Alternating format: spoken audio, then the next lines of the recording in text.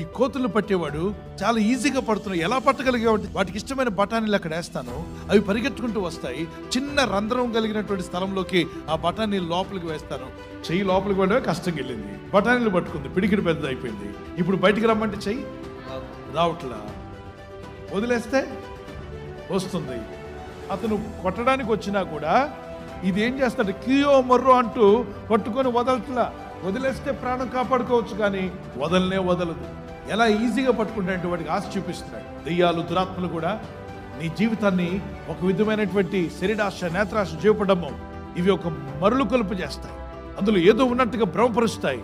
నువ్వు వెళ్ళి పడ్డావంటే బంధించేస్తే నువ్వు వాటిని వదులుకోలేవు. నువ్వు దేవునితో ఎప్పుడైతే కనెక్ట్ అవుతావో, పరిశుద్ధాత్ముడు నీ ఆత్మతో కనెక్ట్ అవ్వగా ఆయన నీ ఆత్మకు లేని బలాన్ని నీలో జనింపజేస్తాడు.